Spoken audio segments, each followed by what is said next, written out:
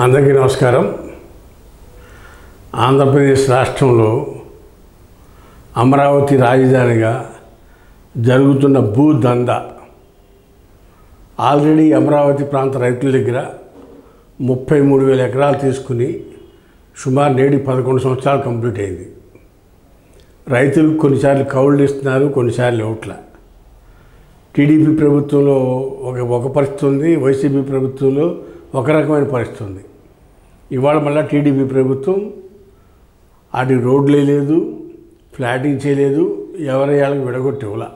ఇంతవరకు ఏదో బిల్డింగ్లు కడుతున్నాం, రోడ్లు యాక్సెస్ రోడ్లు వేస్తున్నాం, సీడ్ యాక్సెస్ రోడ్లు వేస్తున్నాం అన్నారు. కానీ అటన్నిటికీ విలేజ్ వాతావరణం వచ్చే విధంగా ఫ్లాటింగ్ చేసి, ఆ ఫ్లాటింగ్ రోడ్లు వేసి కరెంటు పెట్టి డెవలప్మెంట్ చేయలే ఇంతవరకు.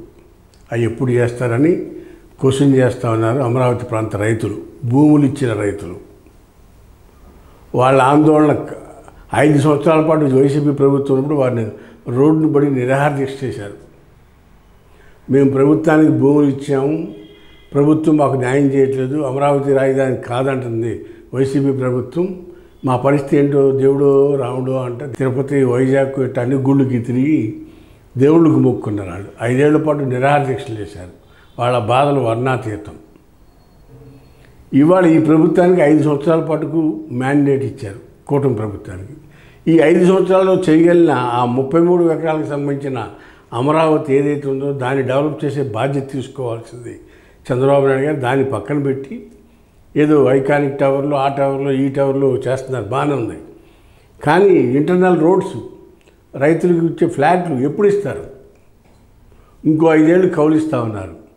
కౌలుతో రైతులను మభ్య పెడుతున్నారు. వాళ్ళ చదువులకి, వాళ్ళ పిల్లల పెళ్ళిళ్ళకి, వాళ్ళకి అవసరమైనప్పుడు భూమి అమ్ముకుందా ఉంటే కూడా ఏ ప్లాట్ ఎక్కడో ఎవరికి తెలియదు, కాగితం మీద ఉంటుంది తప్పితే. అలాంటి పరిస్థితుల్లో అమరావతి 33,000 ఎకరాలు ఇచ్చిన రైతులు చంద్రబాబు నాయుడు గారికి మొరబెట్టుకుంటున్నారు.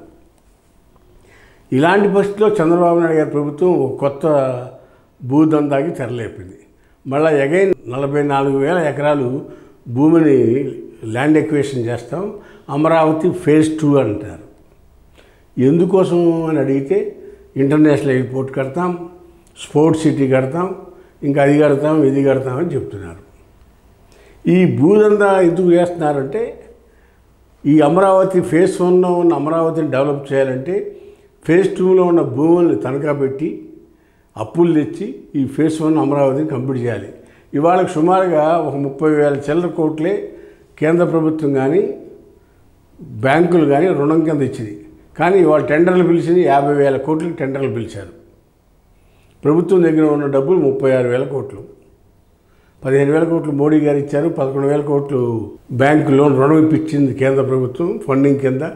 11, 15, 11, 26 ప్లస్ ఇంకొక 5,000 కోట్లు ఎవరో అప్పిచ్చారు. మొత్తం 31,000 కోట్లు గవర్నమెంట్ దగ్గర డబ్బు వర్కులకు సరిపడా ఉంది. కానీ 50,000 కోట్లు టెండర్ పిలిచారు. దీన్ని ఓవర్కమ్ ఎట్లా చేయాలి?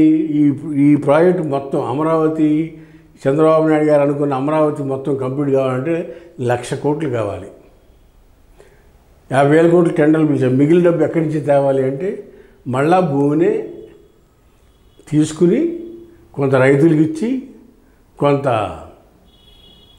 డెవలప్మెంట్ చేసి, కొంత ఫ్లాటింగ్ చేసి, వాటిని వివిధ రకాల కేటగిరీల కింద అమ్మకాలు కానీ లేదంటే తాకట్టు కానీ పెట్టి ఈ అమరావతిని కంప్లీట్ చేయాలనేది ప్రభుత్వం యొక్క, కూటమి ప్రభుత్వం యొక్క దురుద్దేశంగా అర్థమవుతుంది. అందుకని అమరావతి ఫేజ్ 1 రైతులందరూ మొత్తుకుంటున్నారు, మాకు బజారం పడ్డారు, మళ్ళా మా విషయాలు తొందరగా తేల్చమని అడుగుతున్నారు. మళ్ళీ 29 జూన్లో ఈ చంద్రబాబు నాయుడు గారి ప్రభుత్వం గ్యారెంటీ ఏమైనా ఉందా? అది లేదు. ఆల్రెడీ జగన్మోహన్ రెడ్డి గారు 29లో మేమే వస్తామని ప్రచారం ప్రారంభించారు. ప్రజలు కూడా అలాగే మ్యాండేట్ ఇచ్చారు. 5 ఏళ్ళు చంద్రబాబు నాయుడు, 5 ఏళ్ళు జగన్మోహన్ రెడ్డికి. మళ్ళీ 5 ఏళ్ళ తర్వాత ఏం చేస్తారో ప్రజలు తెలియదు. అమరావతి కాంక్ష, అమరావతి ప్రాంత రైతులకు ఉన్న ఇంపార్టెన్స్ కానీ అవసరం కానీ రాష్ట్రం మొత్తానికి లేదు. ఆ ఫీలింగ్ లేదు రాష్ట్ర ప్రజలకి మనకు అమరావతి కావాలి అనేది.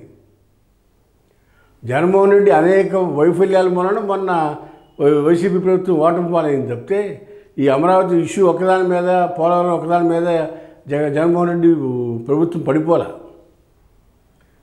కాబట్టి మళ్ళా తెలుగుదేశం పార్టీ కూటమి ప్రభుత్వం మళ్ళీ 44,000 ఎకరాలు తీసుకుని ఆ రైతులు కూడా ఇలా మభ్యపెట్టి, రైతులందరినీ మభ్యపెట్టి వాళ్ళు కూడా బజారు పడాలి. మళ్ళీ జగన్మోహన్ రెడ్డి గారు వచ్చి ఇవన్నీ కాదు తూచి మళ్ళీ 500 ఎకరాల్లో నేను డెవలప్మెంట్ రాజధాని కడతానంటే మళ్ళీ చేసేదేమీ లేదు. ఇదంతా గందరగోళమే. కాబట్టి ఈ 44,000 ఎకరాల భూమి తీసుకునేది ఆ రైతులకేంటి 20 లక్షలు 25 లక్షలు ఉన్న భూమి ఈ అమరావతిలోకి వెళ్తే, క్యాపిటల్ ఏరియాలోకి వెళ్తే కనీసం 1 కోటి 2 కోట్లు వస్తాయి. కానీ రైతులకు ఆశ ఉంది, అది తప్పులేదు. గజం 30,000 నుంచి అమ్ముతున్నారు. 1200 గజాలు వస్తుంది. రెసిడెన్షియల్ ఏరియాలో 20,000 వచ్చినా, కమర్షియల్ ప్లాట్ 30,000 వచ్చినా 200 గజాలకి 2-3 60 లక్షలు వస్తాయి. ఇక్కడేమో 20,000 వచ్చినా కానీ 1000 గజాలకి 2 కోట్లు వస్తాయి. ఇట్లా రైతులకు ఎకరానికి 3 కోట్ల దాకా అవుతుంది అనేది వాళ్ళ ఆశ. కానీ ఆశపడటంలో తప్పులేదు. కానీ ఇక్కడే అసలైన లాజిక్ ఉంది. ప్రభుత్వాలు మారుతూ ఉంటాయి, ప్రభుత్వాలకి ఇంపార్టెన్స్లు మారుతూ ఉంటాయి. చంద్రబాబు నాయుడు గారు వాళ్ళ అమరావతి మీద ఫోకస్ పెట్టి పూర్తిగా కంప్లీట్ చేస్తానికి సంబంధించిన వనరులు వెతుక్కోవడం మానేసి మళ్ళీ కేంద్రం చుట్టూ గోదావరి బనకచెర్లకి ప్రాజెక్ట్ కోసం తిరుగుతున్నాడు. సరే, అన్ని ప్రాంతాలు డెవలప్ చేయాలని ఉండటం ముఖ్యమంత్రికి మంచిదే. కానీ వీళ్ళ పరిస్థితి ఏంటి? అమరావతిలో 33,000 ఎకరాలు ఇచ్చిన పరిస్థితి ఏంటి? రేపు 44,000 ఇస్తామని వాళ్ళు ముందుకు వస్తున్నారు, రైతులు కూడా. ఎందుకు? రైతు ఎవరికైనా రూపాయి వాల్యూ ఒక ఎకరానికి 20 లక్షలు వచ్చింది, 6,000 2 కోట్లు వచ్చే పరిస్థితి ఉంటే 2 కోట్లకి మొగ్గు చూపుతారు. కాబట్టి ఆ విధమైన ఆశపడుతున్నారు రైతులు, తప్పులేదు. కానీ తర్వాత పడే తిప్పలో ఇవాళ అర్థం కావట్లా. ఇవాళ అమరావతి రైతులు ఏ రకంగా అయితే ఇబ్బందులు పడుతున్నారో అదే పరిస్థితి రేపు ఫేజ్ 2 అమరావతిలో కూడా రైతులు ఇబ్బందులు పాలవుతారు. ప్రభుత్వం కాబట్టి ఇంతవరకు దీన్ని డెవలప్ చేస్తే వీళ్ళకి ఇచ్చిన మ్యాండేటరీ 5 సంవత్సరం అయిపోయింది, ఇంకా 4 ఏళ్ళే ఉంది. ఈ 4 ఏళ్ళు అమరావతిని చట్టబద్ధం చేసి దానికి అంతా కల్పించి రైతులకు ఫ్లాటింగ్ చేసి అవన్నీ ఇప్పించాలి, అవన్నీ చేయాలి. అవి చేయకుండా 44,000 ఎకరాలు తీసుకుంటామని అయితే మళ్ళా గన్నవరంలో ఉన్న ఇంటర్నేషనల్ ఎయిర్పోర్టు 40 కిలోమీటర్ల డిస్టెన్స్లో ఇంకో ఎయిర్పోర్ట్ ఎందుకు? దాన్నే డెవలప్ చేసుకోవచ్చు కదా. లేదు, చంద్రబాబు నాయుడు గారికి పెద్ద ఐడియా ఉంది. ఏమైనా గుంటూరు అమరావతి కలిసిపోయి ఒక 60 లక్షల మంది 70 లక్షల మంది జనాభా ఒక ఓవర్ నైట్ పెరుగుతారా అంటే అది లేదు. వైజాగ్లో ఐటీ కంపెనీలు అంటావు, తిరుపతిలో ఎలక్ట్రానిక్ కంపెనీలు అంటావు, అనంతపూర్లో ఆటోమోటర్ అంటావు, కర్నూలులో ఇంకోటి అంటావు. ఇలా కంపెనీలన్నింటి రాష్ట్రం మొత్తం స్ప్రెడ్ ఓవర్ చేస్తే ఎప్పుడు గుంటూరు విజయవాడ ఫిల్అప్ అవుతుంది, ఎప్పుడు పట్టణంగా మారుతుంది అవన్నీ. అదే హైదరాబాద్ ఉందంటే మొత్తం హైదరాబాద్ కేంద్రీకృతమైనవి, పరిశ్రమలన్నీ హైదరాబాద్ కేంద్రీకృతం. Cinema, TV, pharmacy, industrial, motor, electrical, health, అన్ని రకాలు, ఎడ్యుకేషన్ అంతా హైదరాబాద్ బేస్ అయి ఉంది. కాబట్టి ఇది పెరుగుతూ వచ్చింది. అక్కడేముంది, కొన్ని వైజాగ్లో పెడతా ఉంటారు, కొన్ని అమరావతిలో పెడతా ఉంటారు, కొన్ని నెల్లూరులో పెడతా ఉన్నారు, కొన్ని ఏమో తిరుపతి అంటారు, కొన్ని ఏమో ఆటోమొబైల్ ఏమో అనంతపూర్ అంటున్నారు, కర్నూలులోనేమో సోలార్ అంటున్నారు. ఇలా ఎక్కడికక్కడ మీరు రాష్ట్రం మొత్తం విడగొట్టెత్తి అన్ని ప్రాంతాల్లో వెళ్తే అమరావతి ఎప్పుడు డెవలప్ అవుతుంది? కాబట్టి ఎట్టి పరిస్థితుల్లోనూ ఇంకొక 50 ఏళ్ళు పట్టినా అమరావతి హైదరాబాద్ ఒకటి కాలేదు.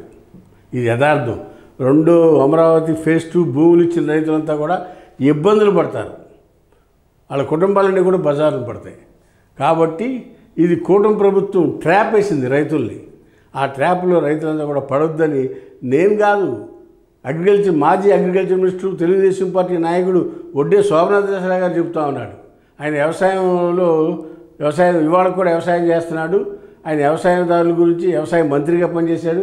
వ్యవసాయదారుల గురించి, రైతుల గురించి పూర్తిగా అవగాహన ఉన్న వ్యక్తి. కేంద్రంలో పార్లమెంట్ మెంబర్ చేశాడు.